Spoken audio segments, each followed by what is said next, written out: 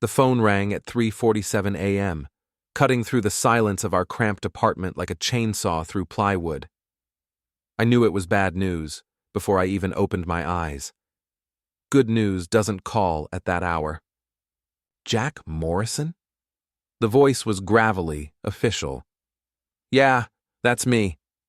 I sat up in bed, careful not to wake Sarah. She'd been working double shifts at the hospital and needed her sleep. This is Sheriff Callahan from Millbrook. I'm afraid I have some terrible news about your parents. The words hit me like a sledgehammer to the chest. My parents, Tom and Helen Morrison, had been living in the old farmhouse on Dandelion Lane where I grew up. They were in their 70s but still sharp, still independent. There was a fire last night, Callahan continued. The whole house went up. We think it was arson. A biker gang called the Black Vipers has been causing trouble in the area. Your parents, they didn't make it out. I felt the world tilt sideways. 20 years in construction, and I'd never felt a foundation shift like this. My hand started shaking. Jack? You still there? Yeah, I managed. Yeah, I'm here. I know you're stationed down in North Carolina with the National Guard reserves, but I think you need to come home. There are arrangements to make, and frankly, we could use your help dealing with these bikers. Sarah stirred beside me, her blonde hair catching the moonlight through our thin curtains. She was beautiful, even half asleep, even after 12 years of marriage and all the stress we'd been through. I'll be there tomorrow, I told Callahan.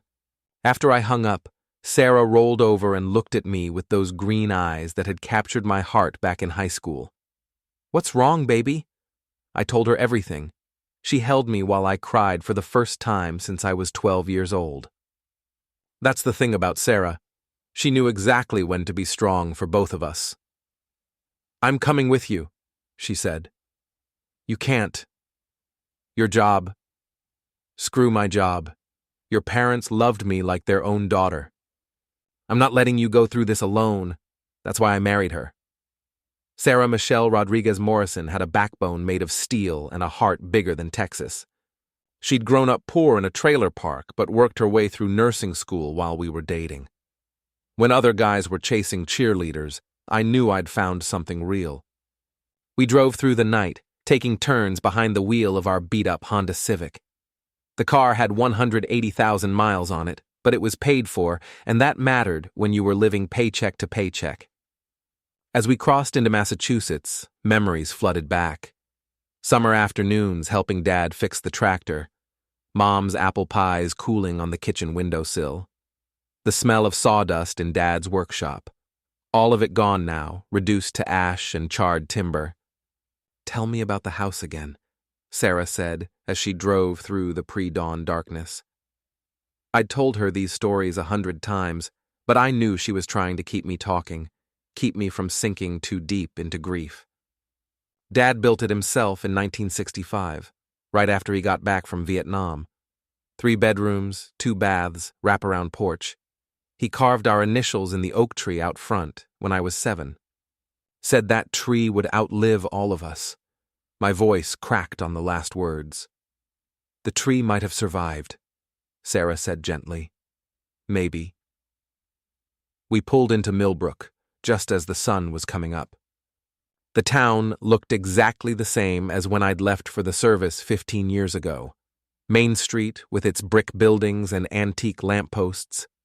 Murphy's Diner with the neon sign that flickered on the letter R. The old movie theater that had been showing the same double feature since 1987. But as we drove down Dandelion Lane toward what used to be my childhood home, everything changed. The smell hit us first, that acrid stench of burned wood and melted plastic that clings to your nostrils and won't let go. Then we saw it. Or rather, we saw what was left of it.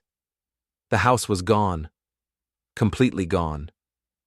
Just a blackened foundation and a few skeletal remains of what used to be walls. The oak tree Dad had been so proud of was charred black on one side, its leaves withered and brown. Sarah pulled over, and we sat in silence, staring at the devastation. This wasn't just a house fire. This was destruction with purpose. with malice. "Those bastards," I whispered.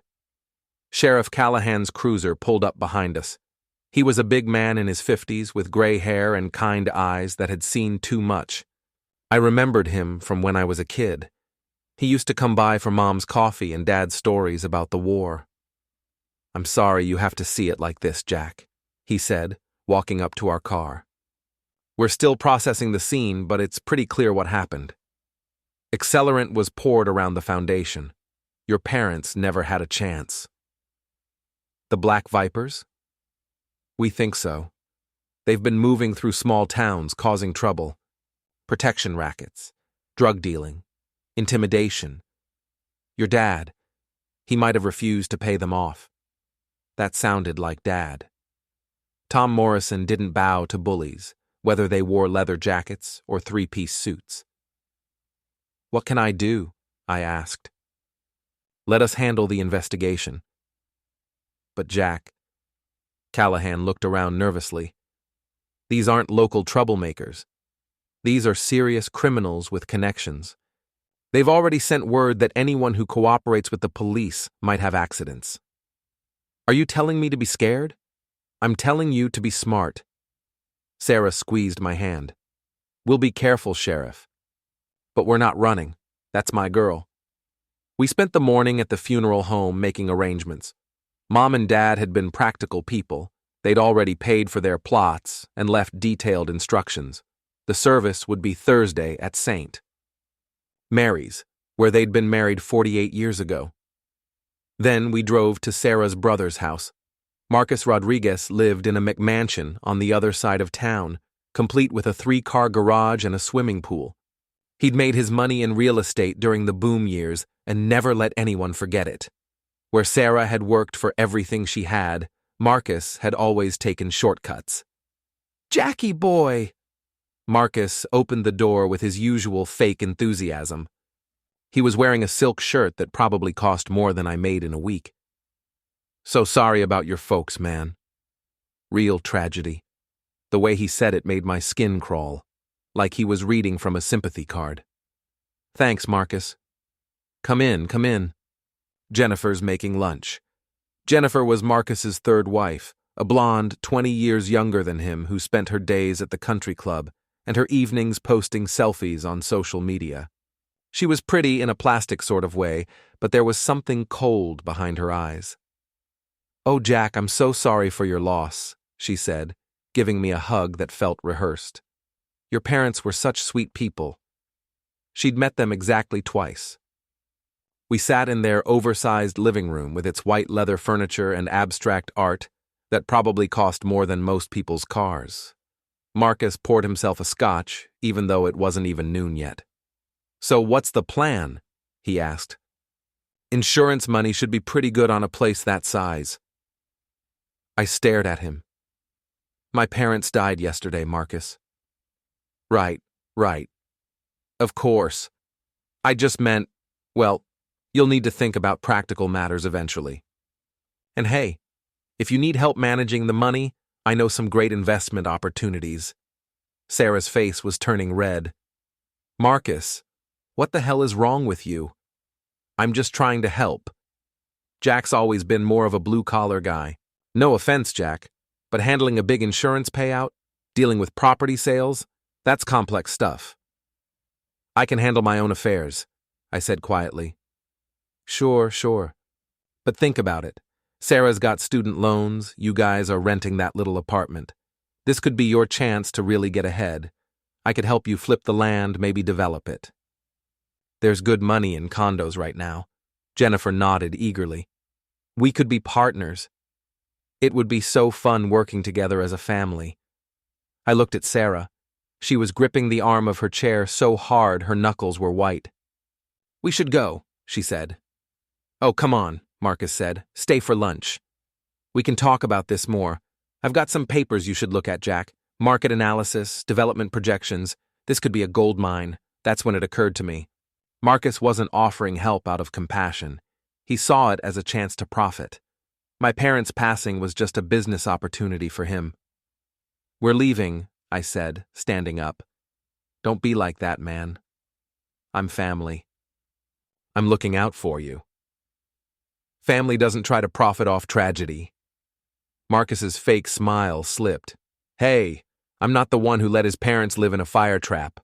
Maybe if you'd been around more, taken better care of them, they'd still be alive. The words hit me like a physical blow. Sarah gasped. Marcus! She shouted. But he wasn't done. I'm just saying, Jack's been playing soldier for 15 years while his parents got older and more vulnerable. Now he wants to act all high and mighty because I'm offering practical help? I took a step toward him, my hands clenching into fists. You want to say that again? Guys, please, Jennifer said nervously. Let's all just calm down. No, Marcus said, standing up. I'm done walking on eggshells around Jack's feelings. Your parents are gone, Jack.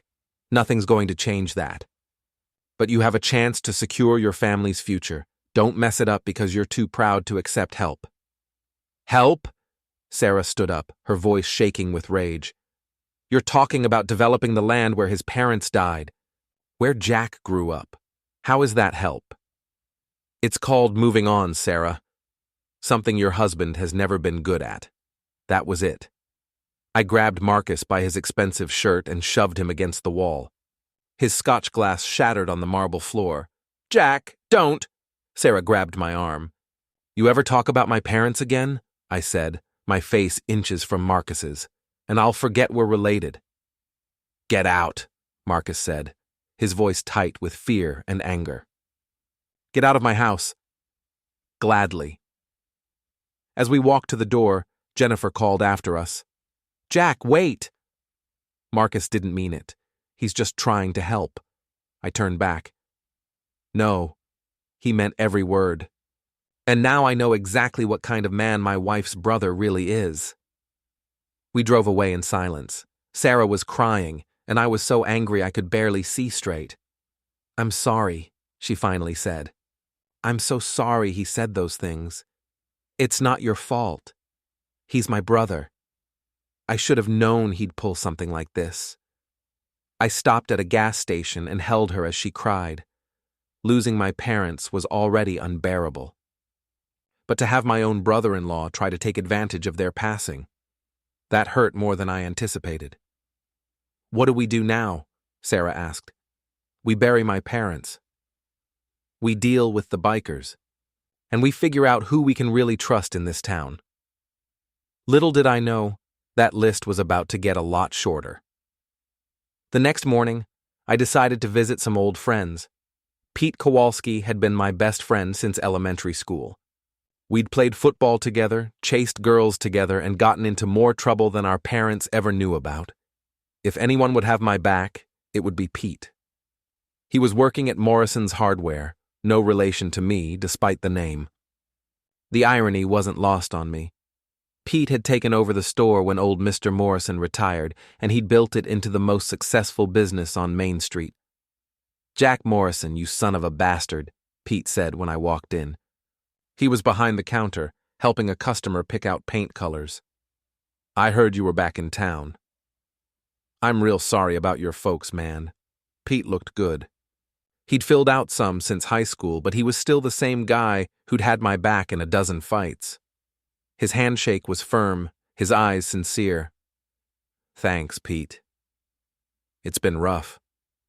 I bet. Your dad was a good man. Used to come in here every Saturday morning for supplies and coffee. We'd talk about the Red Sox and complain about the weather. That sounded like Dad. Listen, Pete said, lowering his voice. I heard about what happened at Marcus's place yesterday. Word travels fast in a small town. What did you hear? That he was trying to get his hooks into the insurance money before your parents were even buried. That true? Pretty much. Pete shook his head.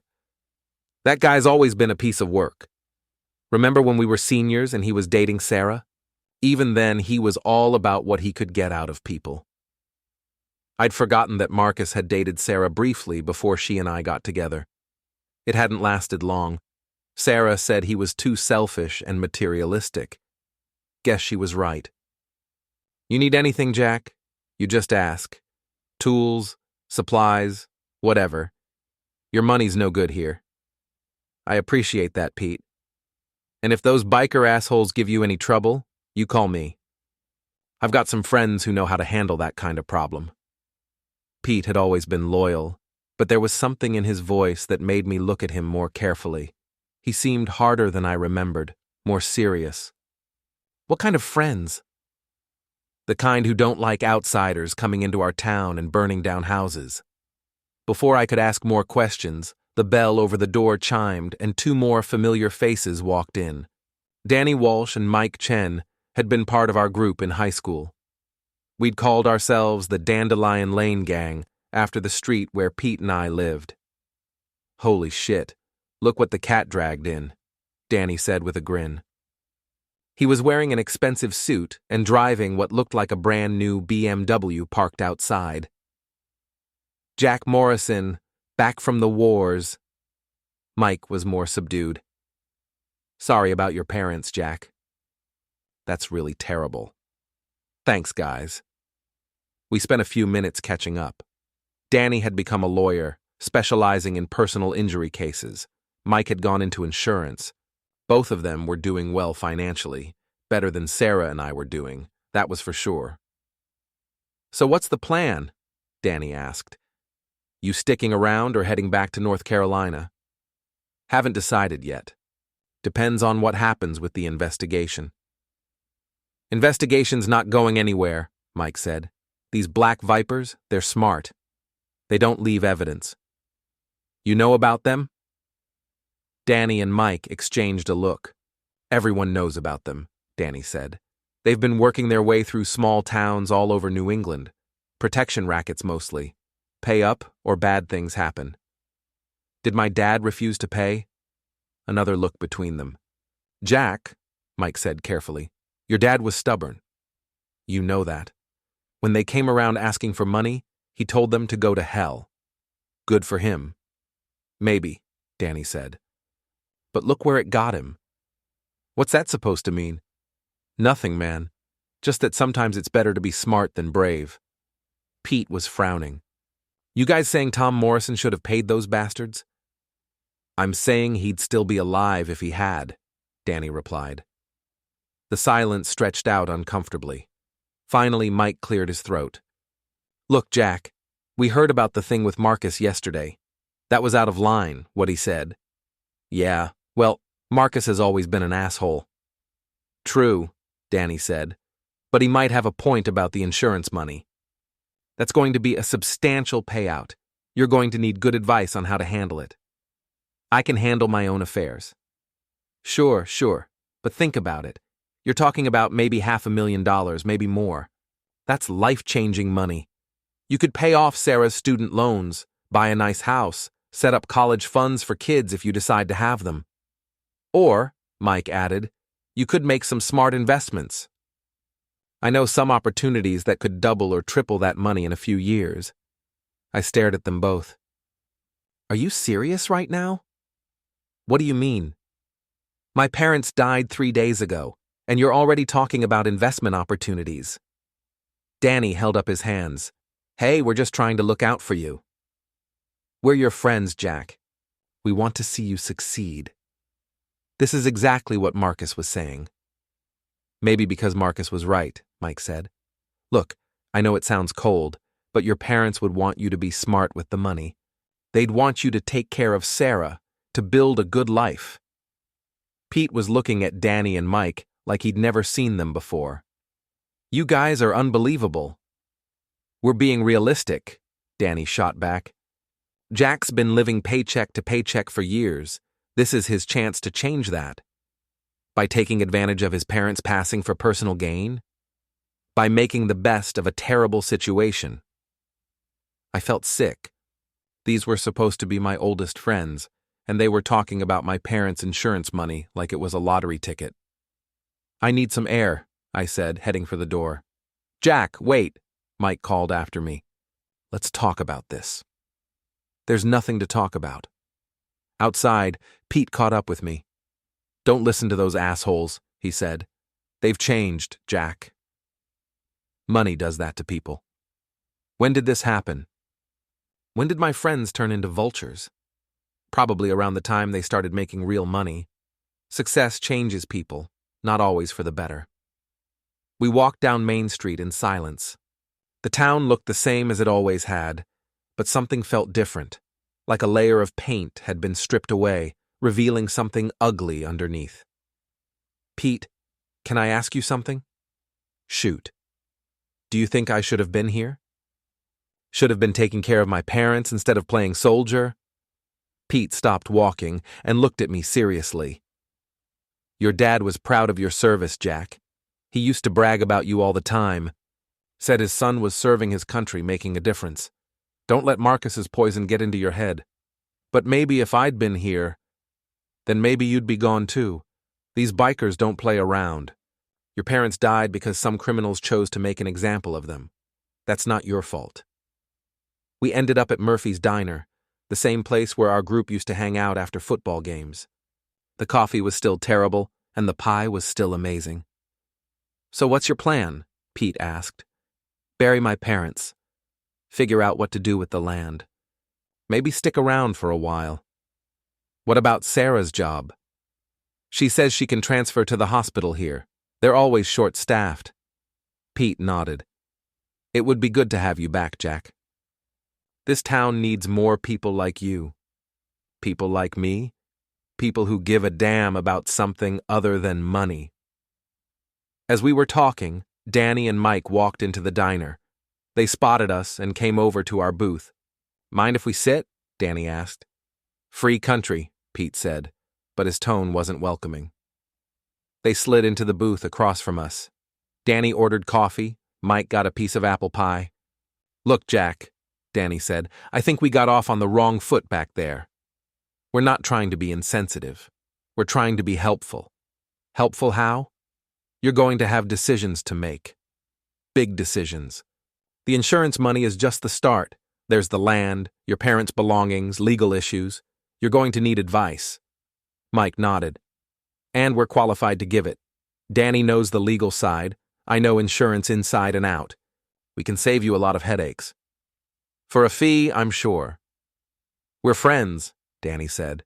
We'd work something out. Pete laughed bitterly. You guys are something else. What's that supposed to mean? Mike asked. It means you're circling Jack like sharks. His parents aren't even buried yet, and you're already trying to get your hands in his pockets. That's not fair, Danny said. We're offering professional services, good advice. Jack's going to need both. From people he can trust, Mike added. And you think that's you? Pete asked. We've been friends for 20 years, Danny said. Of course it's us. I looked at these two men I'd grown up with, men I'd considered brothers. All I could see now was greed. They were looking at me the same way Marcus had, like a mark, like an opportunity. You know what? I said, standing up. I think I can handle things on my own. Jack, don't be stupid about this, Mike said. You're in over your head. Am I? You're a construction worker, Danny said bluntly. No offense, but you don't know anything about high-level financial planning or legal strategy. You need professionals. Professionals like you? Exactly like us. I threw a 20 on the table and headed for the door. Behind me, I could hear Danny and Mike arguing with Pete. You're poisoning him against us, Danny was saying. I don't need to poison him against anything, Pete replied. You're doing that just fine on your own. Outside, Sarah was waiting by our car. She'd been shopping for clothes for the funeral. How did it go? She asked. About as well as yesterday. I told her about my conversation with Danny and Mike. Her face got darker with every word. I can't believe this, she said. These are supposed to be your best friends. We're my best friends. Past tense. What about Pete? Pete's still Pete. Thank God for that. We drove back to the motel where we were staying. It wasn't much, a roadside place with thin walls and a broken ice machine, but it was clean and cheap. We couldn't afford much more on our budget. That evening, there was a knock on our door. I opened it to find Marcus standing there with a bottle of wine and what he probably thought was a conciliatory smile. "Hey, Jack, can we talk?" "I don't think that's a good idea. Come on, man. We're family. We shouldn't let a misunderstanding come between us." Sarah appeared behind me. "What do you want, Marcus?" "I want to apologize. I was out of line yesterday. Grief makes people say stupid things." He held up the wine. "Peace offering?" Against my better judgment, I let him in. The motel room suddenly felt very small with Marcus in it. He looked around with barely concealed disgust. "You guys don't have to stay in a place like this," he said. "You could stay with us. We've got plenty of room." "We're fine here," Sarah said. "Suit yourself." Marcus sat down in the room's single chair. "Look, I came here to make things right. What I said yesterday was wrong. I was trying to help, but I went about it the wrong way." "Okay," I said cautiously. "The thing is, Jack, I still think you're going to need help dealing with all this. The insurance company, the property, the legal issues. It's complicated stuff." "Here we go again," Sarah muttered. "I'm not talking about making money off you," Marcus said quickly. "I'm talking about family helping family. No fees, no commissions. Just one brother-in-law looking out for another." "Since when do you consider me a brother-in-law?" I asked. "Since you married my sister? Since you became part of the family?" It sounded good. It sounded sincere. But there was something in Marcus's eyes that didn't match his words. "What exactly are you proposing?" Sarah asked. "I handle the business side of things. Deal with the insurance company, manage the property sale, invest the proceeds. You focus on grieving and healing. When everything's settled, we split the profits. Split them how? 60-40, you get 60, I get 40. That's fair compensation for my time and expertise." I stared at him. "You want 40% of my parents' insurance money?" "I want 40% of the profits from smart investing. There's a difference." "The hell there is." Marcus's mask slipped a little. "Jack, you're being emotional about this. You need to think logically." "I am thinking logically. Logically, you're trying to scam me out of $200,000. Scam you? I'm trying to make you rich. With the money made from my parents' passing. It's not dirty money, it's insurance money. Money your parents paid premiums on for 30 years. Money they wanted you to have." Sarah stood up. "Get out." "Sarah, be reasonable. Get out of our room, now." Marcus looked back and forth between us, his fake smile completely gone now. "You're making a mistake," he said. "Both of you. You think you can handle this on your own, but you can't. You're going to get taken advantage of by people a lot smarter and more ruthless than me." "Maybe," I said, "but at least they'll be honest about trying to rob me." Marcus headed for the door, then turned back. "You know what your problem is, Jack? You think being poor makes you noble. You think struggling makes you virtuous. Well, let me tell you something. Being poor just makes you poor, and being stubborn just makes you stupid." He slammed the door behind him. Sarah and I sat in silence for a long time. "I'm sorry," she finally said. "For what?" "For my brother being a greedy asshole. That's not your fault, isn't it? I should have warned you about him. I should have known he'd try something like this." I pulled her close. "We'll figure this out. Together." "How?" "Everyone we trusted is trying to take advantage of us." "Not everyone. Pete's still on our side." "One person out of how many?" She had a point. In 3 days, I'd lost my parents, discovered that my brother-in-law was a vulture, and learned that my oldest friends had turned into money-grubbing opportunists. "Maybe we should just take the insurance money and leave," Sarah said. "Go back to North Carolina, start over somewhere else. And let the people who harmed my parents go unpunished. The police will handle that." "Will they?" "Sheriff Callahan basically told me these bikers are too dangerous to mess with." Sarah was quiet for a moment. "What are you thinking, Jack?" "I'm thinking maybe it's time to stop being the nice guy." "What does that mean?" I looked out the motel window at the town where I'd grown up, the town where my parents had lived and died, the town where people I'd trusted were trying to profit from tragedy. It means maybe it's time to fight back. The funeral was on Thursday, just like my parents had wanted. St. Mary's was packed. Mom and Dad had lived in Millbrook their whole lives and knew everyone. But as I looked out at the crowd during the service, I couldn't help wondering how many of these people were genuine mourners and how many were just there out of curiosity or obligation. Marcus and Jennifer sat in the front row with Sarah and me, playing the part of grieving family members. Danny and Mike were there too, along with Pete and dozens of other people from my childhood. Sheriff Callahan sat in the back, his eyes constantly scanning the crowd. Father Mackenzie gave a beautiful eulogy about my parents' devotion to each other and their community. He talked about Dad's service in Vietnam and his work at the lumber mill. He talked about Mom's volunteer work at the hospital and her famous apple pies. He made them sound like the good people they were, but all I could think about was the fact that they died because some criminals wanted money, and my father had been too proud to give it to them. After the service, people came up to offer condolences. Most of them seemed genuine. Mrs. Patterson from next door cried when she hugged me. Old Mr. Kowalski, Pete's dad, told me stories about working with my father at the mill. These were real people expressing real grief. But then there were the others. "Jack, I'm so sorry for your loss," said a woman I didn't recognize. "I'm Linda Crawford from Crawford Insurance. If there's anything I can do to help you navigate the claims process." "Jack Morrison?" "Bob Stevens, Stevens and Associates Real Estate. I know this isn't the time, but when you're ready to discuss the property..." "Mr. Morrison, I'm Tom Bradley from First National Bank. Your parents were valued customers, and we'd love to help you manage your inheritance." Sarah grabbed my arm. "Let's get out of here." We drove to the cemetery in silence. The burial was supposed to be private, just family and close friends, but somehow the crowd had grown to about 50 people.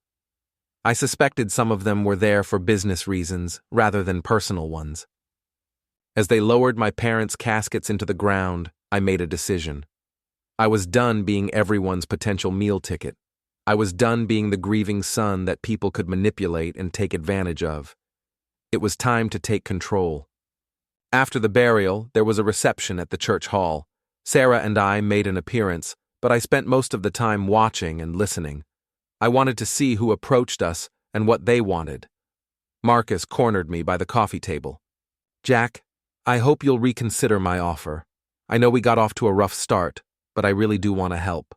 "Help yourself, you mean? That's not fair. I'm offering my expertise for 40% of the money, for 40% of the profits. There's a difference. Not to me." Marcus's face hardened. "You're making a mistake, Jack. A big one. You think you can handle all this on your own, but you're going to get eaten alive. By who? You? By people a lot worse than me." Before I could ask what he meant, Danny and Mike appeared. "Jack, we need to talk," Danny said. "Privately." "I don't think so." "This is important," Mike insisted. "It's about the Black Vipers." That got my attention. We stepped outside onto the church steps. "What about them?" Danny looked around nervously. "They're not done with your family." "What do you mean?" "I mean they know about the insurance money. They know you're coming into a substantial payout, and they want their cut." "How do you know this?" "Because they approached me," Mike said. "Yesterday.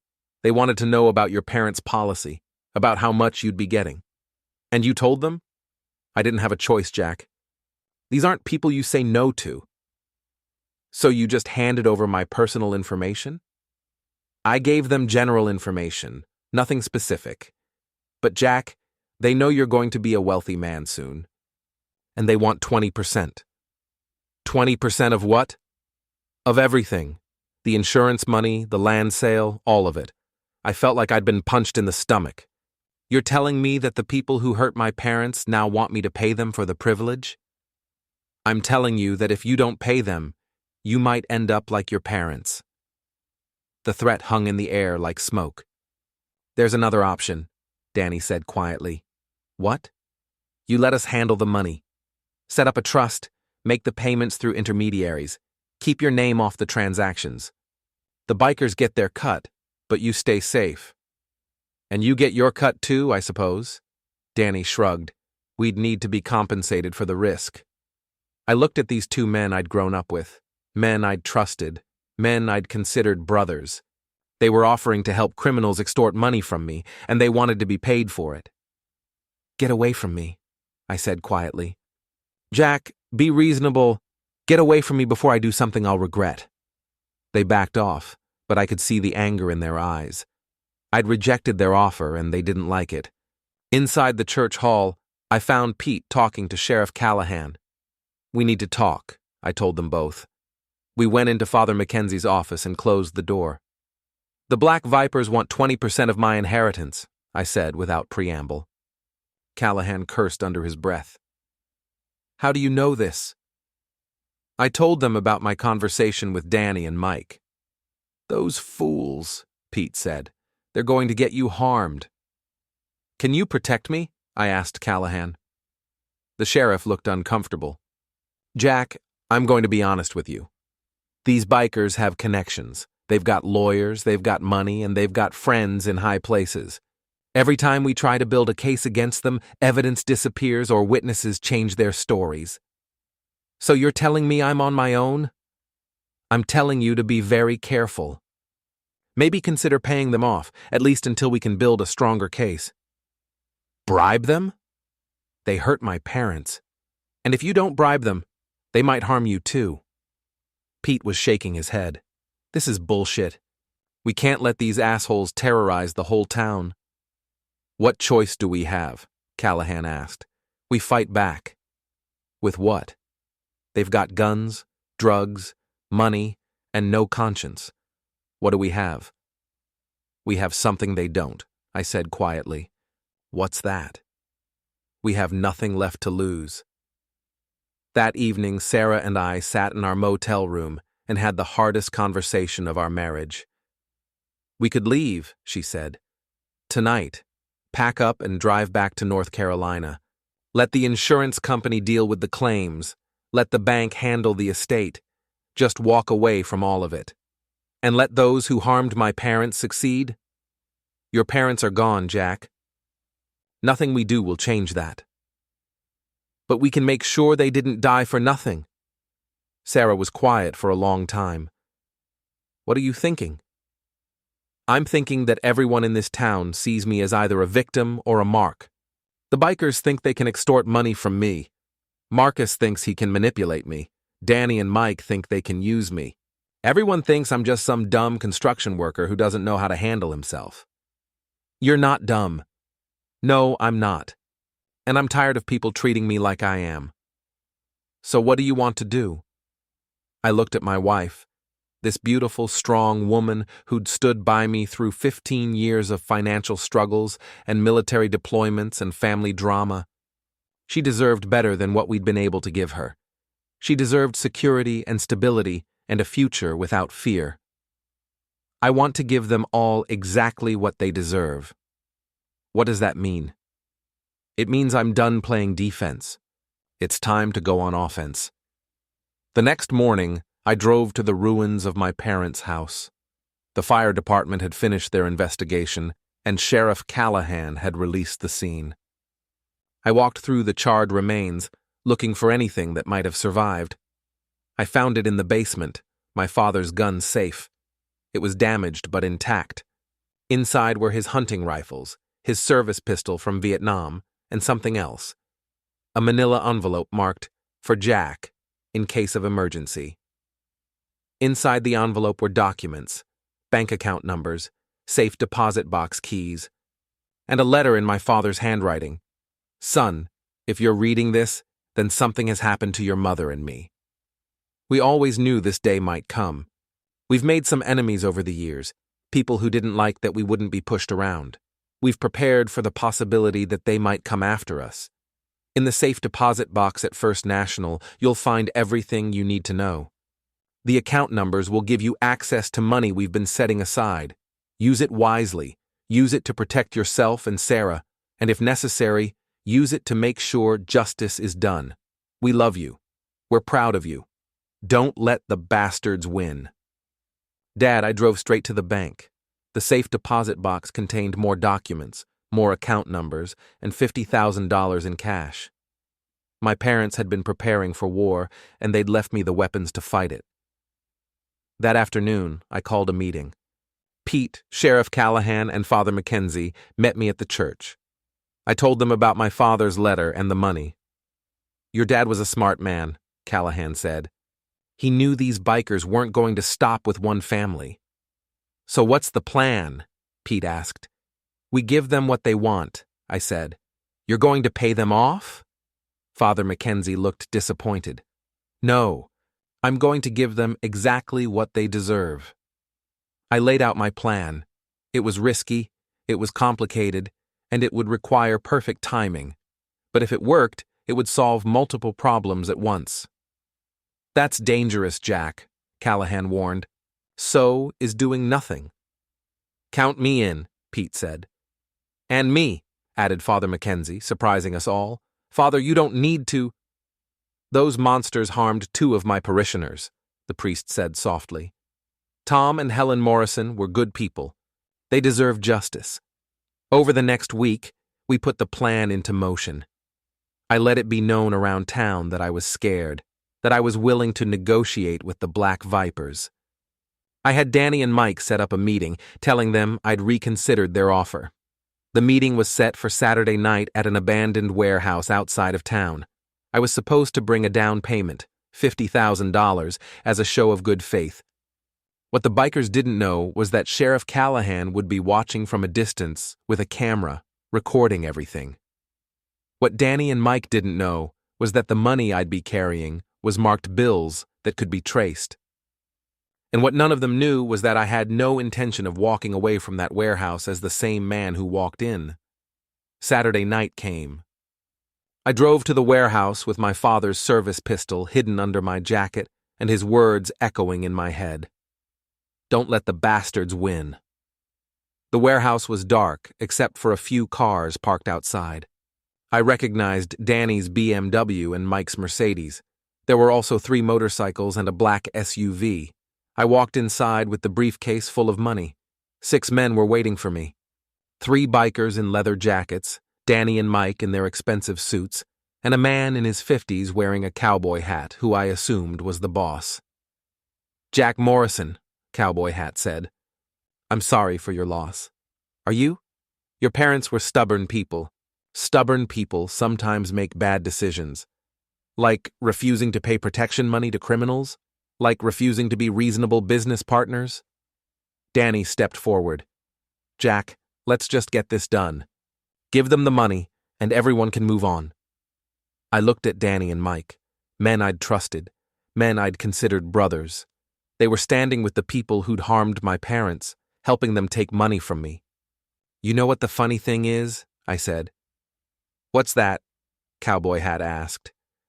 "My parents saw this coming. They knew people like you would come after their family eventually, so they prepared for it." I opened the briefcase. Instead of money, it was full of photographs. Pictures of Danny and Mike meeting with the bikers, pictures of money changing hands, pictures of them at the warehouse where my parents' stolen belongings were being stored. "What the hell is this?" one of the bikers demanded. "Insurance," I said. "See, my dad was smarter than any of you gave him credit for. He had friends who knew how to use cameras, friends who knew how to follow people without being seen." Cowboy Hat was looking at the photographs with growing anger. "You're making a big mistake, boy." "No, I made a big mistake 15 years ago when I trusted these 2 assholes. But I'm fixing that mistake right now." I pulled out my father's pistol and pointed it at Danny. "Jack, what are you doing?" Mike backed away, terrified. "I'm giving everyone exactly what they deserve." "You can't do this," Danny said. "We're your friends." "Friends don't help criminals extort money from widows and orphans. We were trying to protect you. You were trying to profit from me, just like Marcus, just like everyone else in this goddamn town. Cowboy Hat laughed. You think that little gun scares us, boy? You think you can take on all of us? I don't have to take on all of you. That's when Sheriff Callahan and 6 state troopers burst through the warehouse doors. Nobody move! Hands where we can see them. The bikers went for their guns, but they were outnumbered and outgunned. In less than 30 seconds, all 3 were on the ground in handcuffs. Danny and Mike tried to run, but there was nowhere to go. Jack, you set us up, Danny said as the handcuffs clicked around his wrists. Just like you set me up, except I did it better. As they loaded everyone into police cars, Sheriff Callahan walked over to me. Nice work, he said. We got everything on tape. Conspiracy, extortion, receiving stolen goods. They're all going away for a long time. What about the rest of the gang? Without their leadership and their local connections, they'll move on to easier targets. I watched as the cars drove away, taking the people who harmed my parents and my former friends to jail. It should have felt like a victory, but mostly I just felt hollow. Pete walked up and put his hand on my shoulder. Your dad would be proud. Would he? You didn't let the bastards win. That's what he wanted. The next morning, Marcus showed up at the motel. He looked scared. Jack, we need to talk. About what? About what happened last night. About Danny and Mike getting arrested. What about it? People are saying you set them up, that you were working with the cops. People say a lot of things. Marcus was sweating despite the cool morning air. Look, I know we got off on the wrong foot.